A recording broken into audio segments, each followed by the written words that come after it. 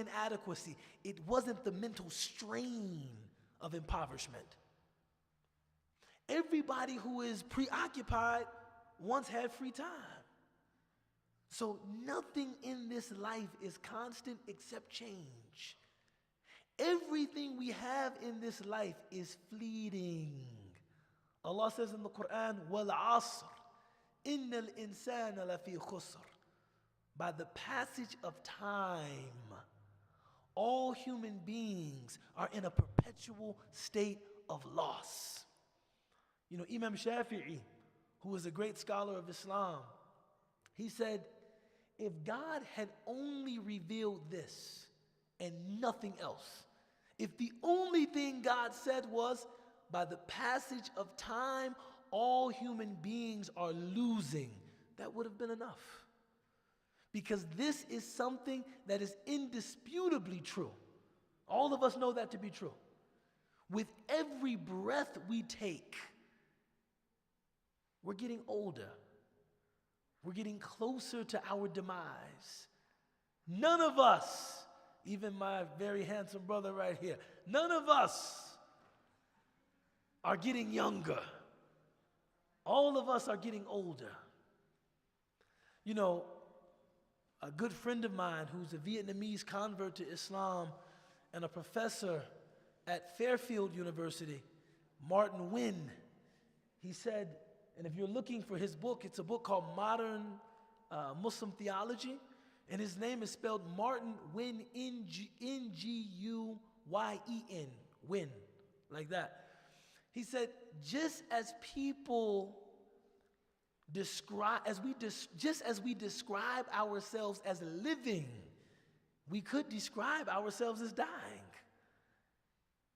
We're in the process of both. We're in the process of living, and we're also in the process of dying. Now, anyone that tries to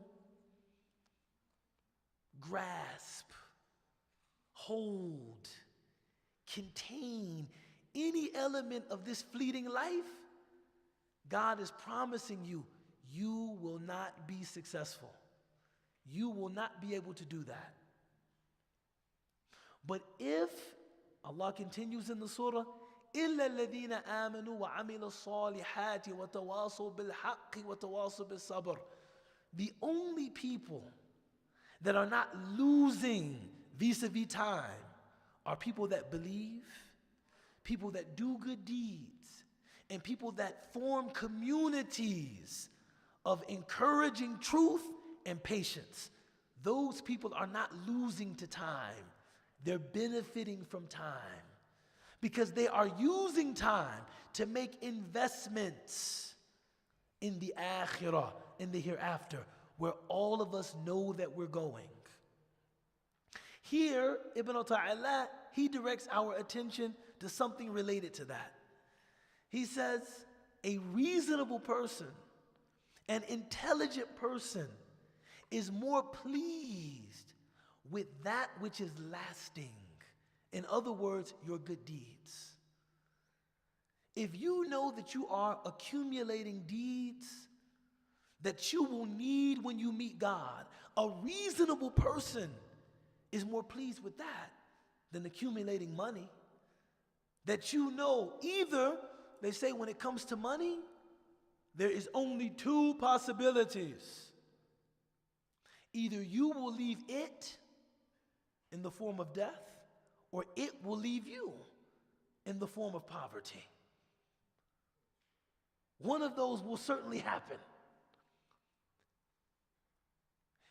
But you have many people, they are more concerned with the accumulation. MashaAllah, my brother Omar Carter walked in here. MashaAllah. They are more pleased with the accumulation of that which they know is fleeting than they are with the accumulation of that which they know is lasting. In Surah Al-Kahf, Allah talks about our deeds, and Allah calls them al-baqiyat al-salihat, the things that remain, the things that last. I want you to think about a very simple parable. What if one of you came to my home where I live, and my home was in disrepair, dilapidated, falling apart, and you said to me, you know, you should think about renovating your home. And I said, I don't really have time to be bothered with renovating my home. And then 2 weeks later, I called you to come visit me at a hotel, or better yet, a motel. You came into the motel room and you said, what is this, the Stony Island Hotel? Man, this is no. You said, man, this thing is terrible in here. And I said, you know what, you're right. And I went out and I bought a new bed. Then I hired a quick general contractor to come in and do some new drywall. And then I went and got a new television. And then I went out and I got real art for the walls. Then I had somebody repair the bathroom. And as I was doing all of this, you said to me, how long do you plan on being in this hotel room? I said, no, just one night. And you're taking all of this with you? No, I'm gonna leave it. When I get up in the morning, I'm leaving it. I get up in the morning, leave this hotel room I put all of this money into, and go back to my home that is dilapidated and in disrepair. What would you say about me? What would you say about me? He's crazy. What would you say about me?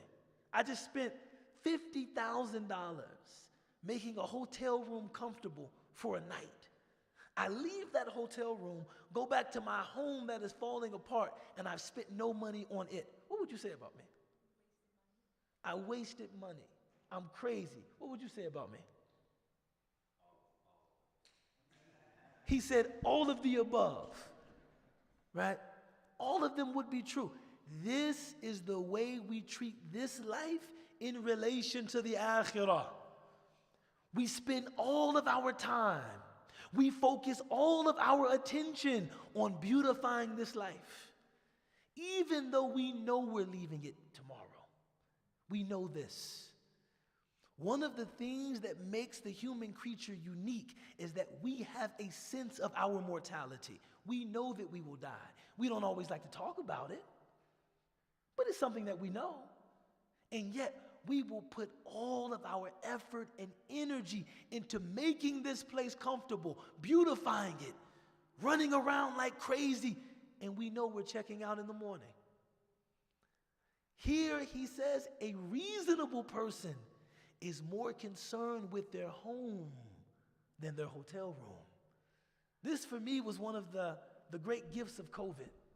You know what I learned during COVID is all the money that we might spend on a vacation, you should spend the money making your own home more comfortable.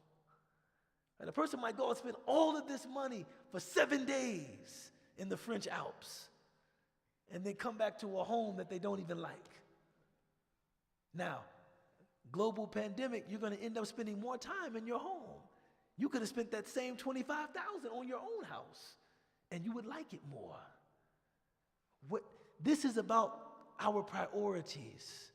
He's saying, look, if I told you that you were increasing in good deeds, this is something that should please you because those good deeds are going to last. But when I tell you that you're increasing in everything temporal, everything impermanent, you're excited. He says,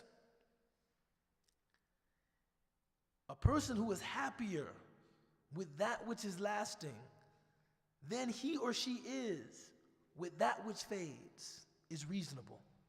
His or her inner light radiates and their prescience comes forth. You know, subhanAllah. The Prophet sallallahu alaihi wasallam said in a beautiful hadith, "Ittaqi basirat al-mu'min فَإِنَّهُ يَنْظُرُ بِنُورِ اللَّهِ." The Prophet ﷺ said, fear the insight of the believer because he or she sees with the light of God. He mentions prescience. Prescience is the ability to see into the future. When you say something is prescient, right, you have the word pre, which means before, and scient, which is always, it comes from Latin and always refers to knowledge. Prescient, foreknowledge. That one of the byproducts of rooting oneself in faith is that you are given clairvoyance, right?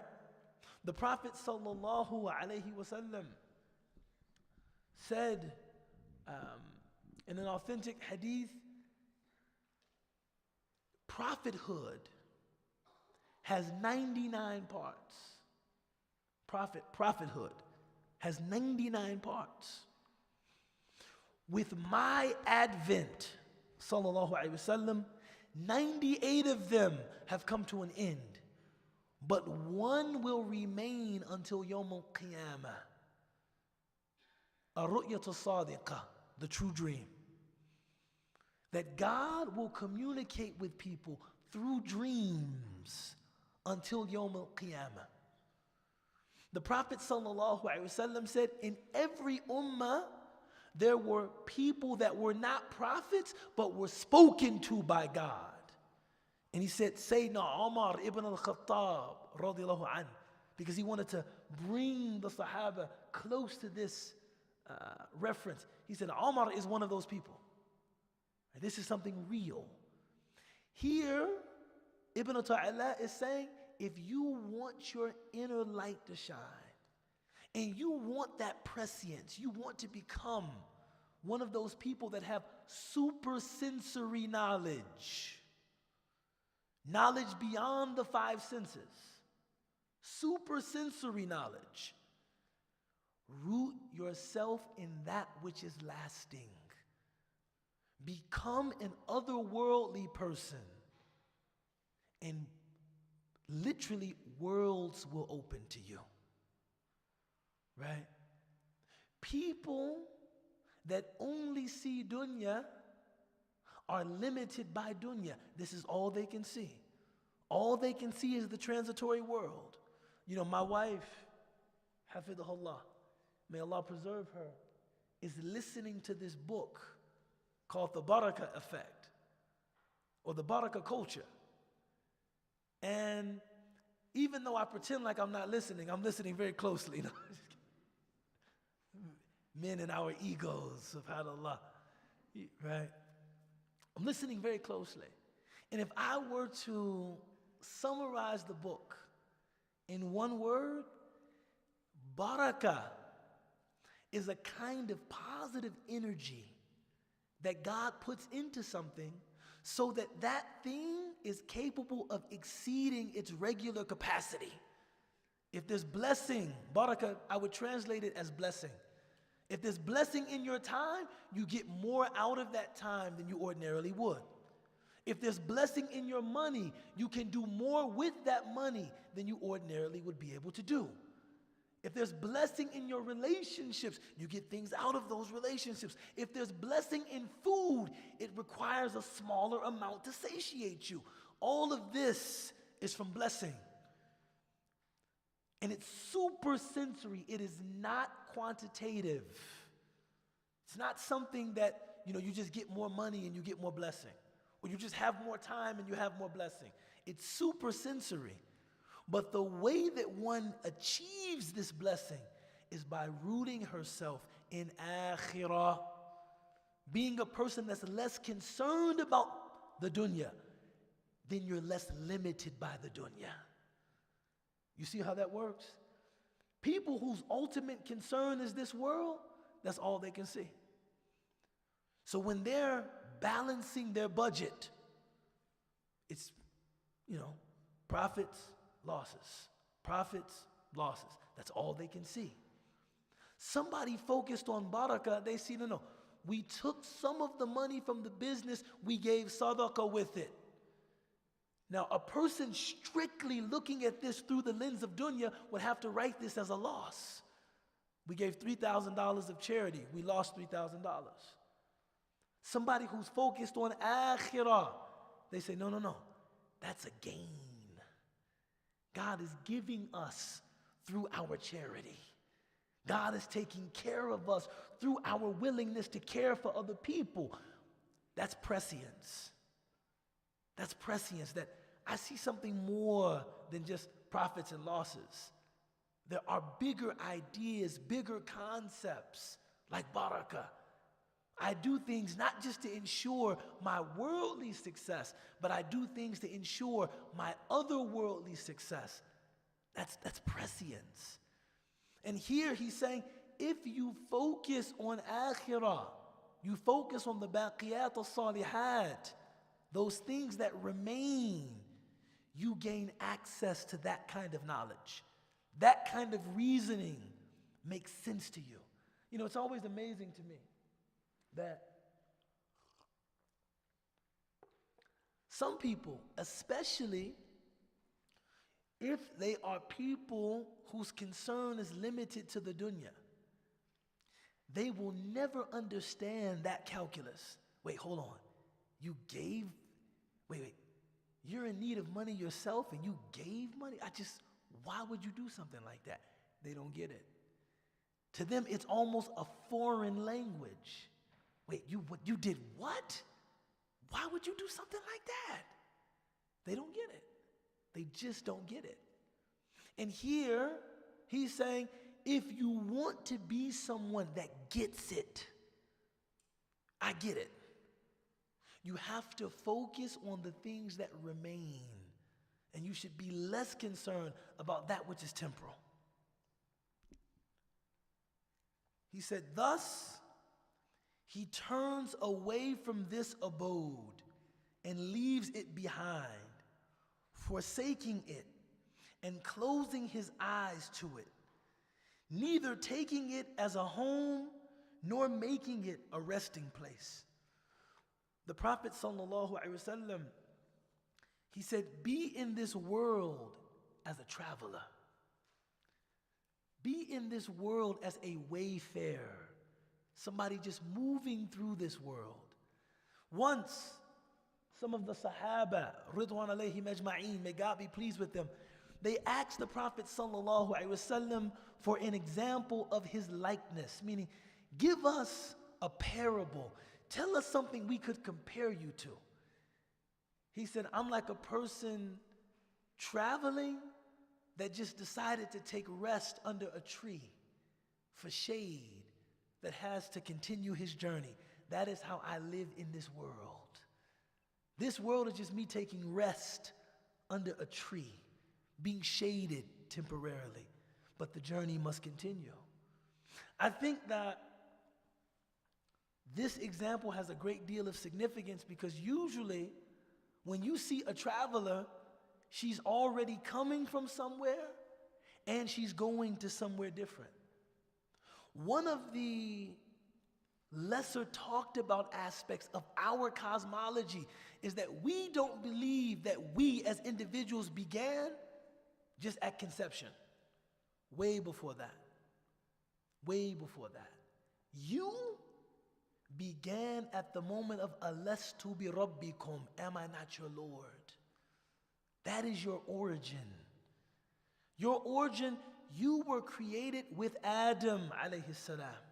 The Prophet sallallahu alaihi wasallam said in an authentic hadith, after Adam was created, all of the children of Adam were drawn out from Adam, and all of them were made to testify, Alastu bi Rabbikum, am I not your Lord?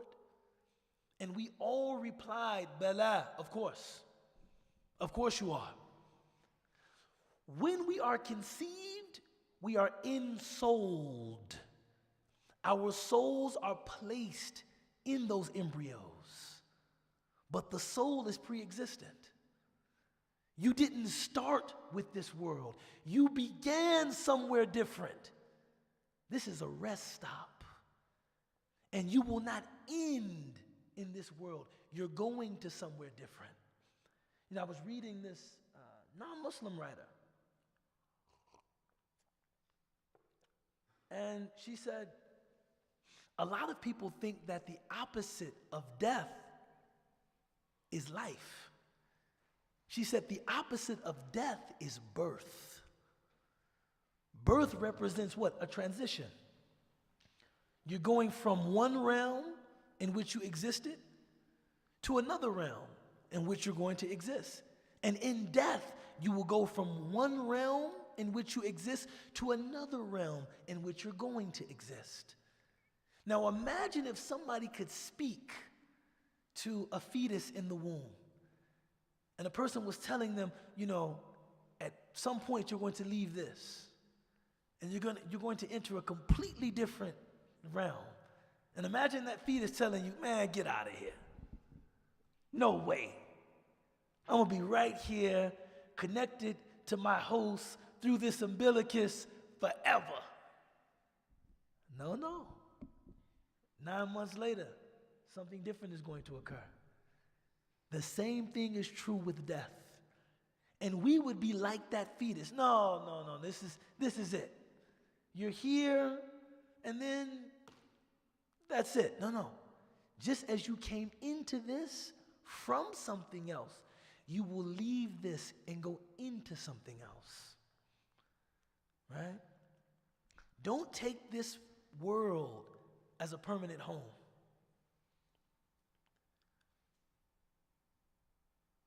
Rather, he hefts his spiritual ambition away from the world and toward God, repairing to him and seeking his assistance in reaching him. SubhanAllah, of all the things we can ask God for, the best thing we can ask for is help in worshiping him. That's the best thing you can ask God for. Help me. A'inna ala dhikrik. Help us with your remembrance. Right? He says the spiritual ambition of the person he's describing turns away from this world. And, subhanAllah, I was thinking about it earlier today. In some ways, it's amazing that it's not apparent to everybody. But in some sense, that's the only thing we can do. Anybody that's like clinging to this life, this is an attempt in futility. It will never work. No matter how bad, no matter how tightly you're holding it, it will eventually escape your grasp. Here, he's saying, let your spiritual ambition take you. Embrace what that part of you is telling you with abandon. Like there is a part of you that is telling you this life is temporary, man. Let it go. Don't aimlessly just hold. Let it go. Turn toward the next life. Start doing those good deeds. Embrace where you're going. It's going to happen. It is much more sensible of you just to embrace it. It's going to happen. So allow your spiritual ambition to lift you to the task. This is coming. Rather than pretending as though it isn't, just embrace it. It's coming.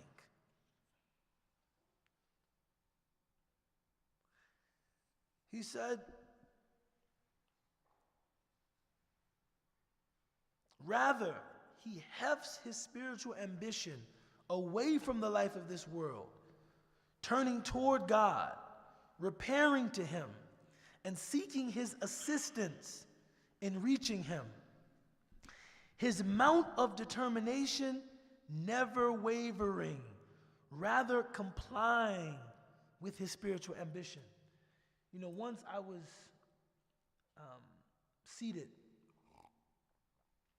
with a person of great spiritual insight. At least I regarded them as a person of great spiritual insight. And someone asked them, if I want to get to a place of ma'arifah, irfan, and when we say ma'arifah, we're talking about experiential knowledge of God. That's what ma'rifah means. A knowledge of God that is certain and experiential, that obviates the need for systematic theological proofs. A person who knows God exists because I know God exists. I would liken it to falling in love. Right? A person who knows that love is real because they're in love. Right? Someone else, maybe they watch all of the romantic comedies, they read all of the poetry, they read all of the novels, but they've yet to taste what it means to really be in love with somebody else. So they know about it, but they don't know it. Right? One scholar, he said, theology is knowing about God. That's theology. You get a theologian, and they'll tell you about God. You know, in Islam, in traditional Islam, theology was called kalam. And this was a derisive term, talk. Because talk about Allah is endless. Talk, talk, talk, talk, talk. Right? It was called it was dismissively called kalam. Right? Ilmul kalam, talk. Because what is the limit of what can be said about God? Right? Theology is knowing about God. Ma'arifah is knowing God. There's a difference. Knowing about something, you have to be erudite. You know about something. You know a great deal about a topic. But to know something, we go beyond the merely discursive. We go to the personal and the experiential. No, I know what I'm talking about. Not simply, I know what I'm talking about. No, I know what I'm talking about. One person came to this person and they said, if I want to taste that experiential knowledge of God, what do I need? And the sheikh said, what do you have? Because you're going to need all of it. La ilaha illallah. It requires what we call in Arabic, azima. You have to have determination. You have to be unwavering, committed. I'm not going to give up until I taste. I'm not going to give up until that door opens to me. And I know that the inhabitant of the home is there. I know it. I know it. You know, a beautiful story that when I think about determination and sincerity,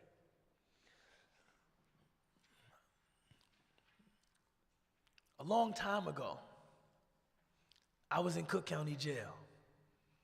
I'm not going to tell you why I was there, but I was there. And at this time, this was before I had children, before I was married, but I was a Muslim, right? I was a Muslim.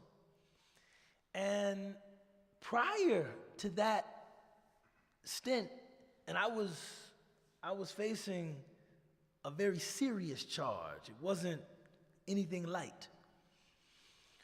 I had already, and this is why, subhanAllah, empathy, it's hard for me to look down on anybody. I had already spent 2 years living in a madrasa, studying Islam formally, prior to catching that charge. So when a brother named Badruddin, Imam Badruddin from Masjid al-Da'wah, Sudanese brother, when he came into Cook County to do what they call ta'aleem, or to give these little introductory classes about Islam, right? He saw me And he knew me. I used to actually come to the masjid, lead Tarawih. And now he's seeing me in this Department of Corrections uniform. He almost wept when he saw me. What? How did you end up here? And I said, Wallahi, Akhim, it's a long story. I have to tell you one day. He said, but since you're here, can you lead this group in the ta'aleem? And I did. Every week I would give the class. And it was amazing. The inmates had never seen another inmate give the class. And I think all of them were thinking, if you know all of that, why are you here? I wanted to know the same thing. You know what I'm saying? You're right. Every week I would give the class. We had it on Tuesdays, ironically. MashaAllah. Ironically, we had it on Tuesdays. Right? Ta'aleem at Cook County was on Tuesdays. And I would give the class. And I was there for a while. I was in Cook County for a while. And I would give the class, every Tuesday. At the end of the class, Badruddin, in his high-pitched Sudanese-inflected English, would say, is there anybody who wants to accept Islam? And if a person accepted Islam, they would move from one side of the room to the other side of the room. And this day, I gave the class, and subhanAllah, 20 people accepted Islam.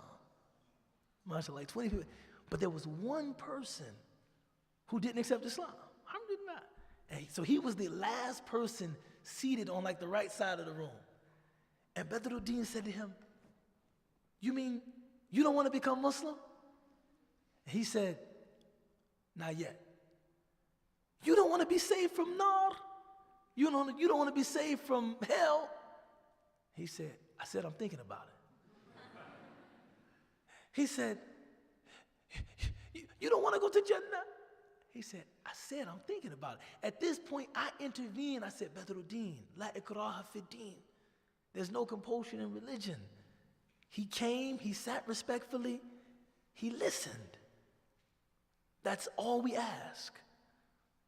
Badruddin said, no, Ubaydullah, no. I love these brothers. He said, I can barely speak English and I come here every week just because I love them. He started crying.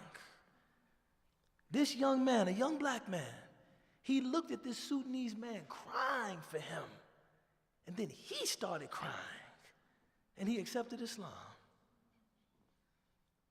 Whenever I think about just sincerity, because it wasn't like a pushy, da'i as used car salesman. There was more sincerity in it than that. Anyone that's thinking, man, that sounds like really, really pushy. No, it wasn't. It was pushy, but it was motivated by great sincerity. Man, I really love these brothers, man. And I know that a lot of them have been neglected by society, and I'm here because I don't even know about this culture. I can barely speak English. They told me people here wanted to learn about Islam, so I came. That's why I'm here. That's all I know. But whenever I think about somebody just would not take no for an answer, and the doors, the fatah, the openings that result from that spirit, that's what he's talking about. Somebody that's pursuing Allah that will not take no for an answer. That I will be here knocking at that door, Ya Rabbil Alameen. I am here knocking until the door opens. Rabi'ah al-Adawiyya, great woman of spirituality, she just put all of us to shame, and she said, when was Allah's door ever closed that you needed to knock? I said, those are the people that are flying up there. Right? We're knocking on that door. Those are the people that are way up there. Right? When was Allah's door closed that you ever needed to knock? And I just said, if I could only have your experiences. If I could only have your hal. But for those of us that are knocking, your determination will not let you turn away from the door. I know that my Lord is real. And if I pursue an experiential knowledge of him, he will grant me that. He will grant me that. He said, and do this in a way that complies with your spiritual ambition to the point that it brings you to kneel at the precinct of holiness and the carpet of intimacy, the place of disclosure and mutual encounter. Right? This is, he says, follow, comply with your spiritual ambition until you get this experience. You know the amazing thing about people like the author of this book, like Ibn Ta'ala, he's speaking from experience. He's telling you, the only reason I can write about this is because I've seen this. And this is where I think books like this really help us. Because sometimes, if one is not careful, you might mistakenly believe that your experience is the extent of what can be experienced.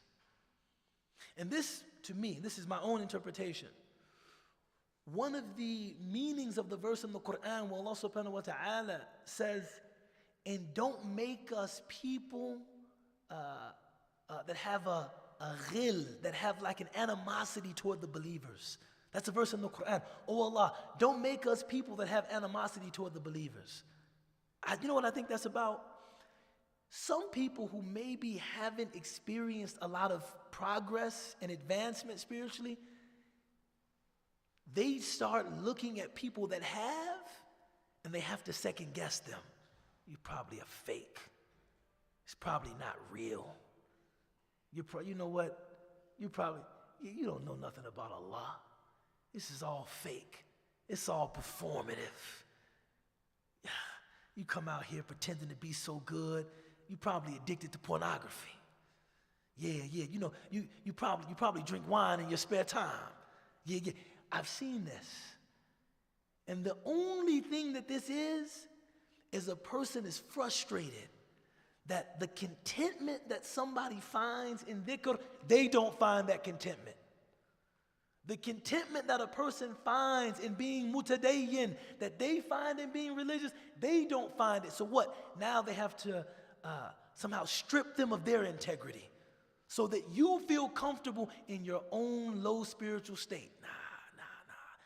He really can't be that religious. She really can't. Man, this is all made up. This is not real. This is, come on, man, he's fronting. All of this so that you feel like my experience of God must be the extent of what can be experienced. People that accept wherever I am, you have people like this. And see those women, see those men as having integrity. No, you have people. This is their real experience.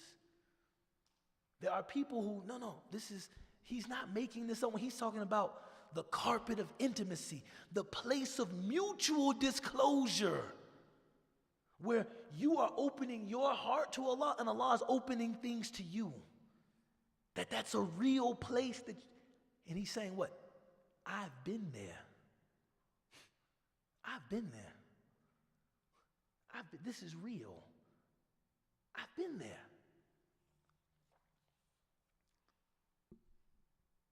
He says, of direct interaction and nearness, of actual seeing.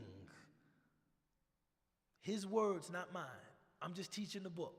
God knows everything I've talked about tonight, way above my pay grade. Wallahi.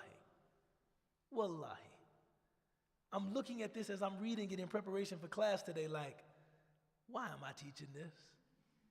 No, really, somebody else should be teaching this. I should have had Dr. Omar as a substitute today or something like, Dr. Omar, I've just come to the place that my knowledge stops. Take over from here. Sheikh Muhammad, take over from here. But he's saying you can get to a place of actual seeing where you see God in everything. Like you can get there. Now, what I love about the stories of these people is that when you learn the whole story, you learn that they started from places that are lower than where we are now. Two people I talk about, Ibn Ata'illah and Imam Ghazali. Both of them were scholars of the law. And for those of you that love fiqh, that love sharia, it is a regular, I won't call it a trope, but it is common that these are often the scholars, the people that are focused on the halal, the haram, the halal, the haram, the halal, the haram. They are often the furthest removed from this kind of experience. Right? They're the furthest removed from this kind of experience. And they tend to be people who look down upon people that have that kind of experience. They're ignorant. They don't know anything about Islam. They don't really, these ignorant people, they're not scholarly. They don't really know. They don't really know. I really know. They tend to be people who look down on people of direct encounter with Allah. Those people are all ignorant. They don't know anything about Islam. Ibn Ata'illah, he was one such person. The person writing these words that I'm reading tonight, he was one such person that at one point in his life, he looked at all of this as a joke. These stupid Sufi people, this is all a joke. They don't know anything about Islam. This is all a joke. Then he had an experience with someone, with his own teacher, Abu al-Abbas al-Mursi. And he saw in Sheikh Abu al-Abbas al-Mursi somebody that, no, he has integrity. This is legit. He's not making this up. This is for real. And it changed his life. Imam Ghazali, he was the chair of Shafi'i jurisprudence at the Nizamiyya. You know, Imam Ghazali has a book called Al-Faisal al-Tafriqa. No, he has a book called Al-Ihya Ulum al-Din, Revival of the Religious Sciences. And he wrote something in this book Muslims would find hard to believe. He said, I know, because of the prestige, everybody wants to become a religious scholar. Somebody has to become a doctor. We need physicians, people. We couldn't imagine that. That at that time, being a sheikh conferred more prestige onto an individual than being a physician. Right? Being a sheikh was everything. That was everything everybody wanted to be. If you became a sheikh, you got access to endowments, awqaf. Like you would become wealthy by default. You would never have to work a day in your life. Like people who look at me and think, man, you're living off the Muslims. I think, man, no, I'm not. I gotta work. I gotta go out and work. In the time that Islamic civilization was most productive, people lived on awqaf. Imam Shafi'i said, I've never worked a day in my life, not even for the skin of an onion. He lived on awqaf. Imam Ghazali said, everybody is falling over each other to become religious scholars. That was the culture that he was raised in. And he was one of the most prominent legal scholars of his time in Shafi'i fiqh. He wrote a book called Al-Mustasfa fi Ilm al-Usul. This book put me in the hospital. I'm not making this up. Wallahi. I was studying for an exam. I was studying for an exam in Azhar. It was an exam in Usul al-Fiqh. And we had to read excerpts from the Mustasfa. It was legal theory. It was so complicated. I stayed awake for like 27, 28 straight hours just looking at this one book. Al-Mustasfa. And for those of you that have never read Mutun, it's a different kind of reading. Like you read one line, that takes like 45 minutes. It's not like reading reading a novel. It was different than that. And I had to read like 30 pages. So I'm sitting there. At some point, I started feeling like, and of course, student's companion, I'm drinking Red Bull. My heart starts beating like, I start having like a funny kind of feeling. And my roommate, white American convert to Islam, John Halliwell, he came in, he said, "Hey man, you don't look good, man. You should go to the hospital." I said, no, I gotta study for this exam.